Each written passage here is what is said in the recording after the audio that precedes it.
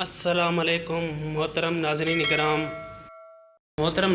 کرام، میں جو آپ کے سامنے آج واقعہ پیش کرنے والا ہوں بہت ہی خوبصورت واقعہ ہے، نمازی اور شیطان کا واقعہ ہے۔ تو واقعہ کچھ یوں ہے کہ ایک نمازی اندھیری رات میں فجر کی نماز ادا کرنے کے لیے گھر سے نکلا۔ ابھی گھر سے نکلا ہی تھا کہ راستے میں اسے ٹھوکر لگی اور وہ منہ کے بال کیچڑ میں گر گیا۔ وہ کیچڑ سے اٹھ کر اپنے گھر کی طرف گیا، لباس تبدیل کیا اور پھر مسجد کی طرف گیا۔ ابھی چند ہی قدم چلا تھا کہ دوبارہ اسے ٹھوکر لگی اور وہ دوبارہ کیچڑ میں گر گیا۔ کیچڑ سے اٹھ کر وہ دوبارہ اپنے گھر گیا، لباس بدلا اور مسجد جانے کے لیے دوبارہ گھر سے نکلا۔ جیسے ہی وہ اپنے گھر سے باہر نکلا تو اس کے دروازے پر اسے ایک شخص ملا جو اپنے ہاتھ میں روشن چراغ تھامے ہوئے تھا۔ چراغ والا شخص چپ چاپ نمازی کے آگے مسجد کی طرف چل دیے۔ اس مرتبہ چراغ کی روشنی میں نمازی کو مسجد پہنچنے میں کسی قسم کی دشواری کا سامنا نہیں کرنا پڑا۔ وہ خیریت سے مسجد پہنچ گیا۔ مسجد کے دروازے پر پہنچ کر چراغ والا شخص رک گیا۔ نمازی اسے چھوڑ کر مسجد میں داخل ہو گیا اور نماز ادا کرنے لگا۔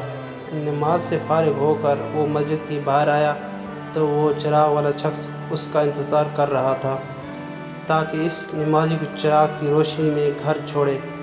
جب نمازی گھر پہنچ گیا تو نمازی نے اجنبی شخص سے پوچھا، آپ کون ہیں؟ اجنبی بولا، سچ بتاؤں تو میں ابلیس ہوں۔ نمازی کی تو حیرت کی انتہا نہ رہی۔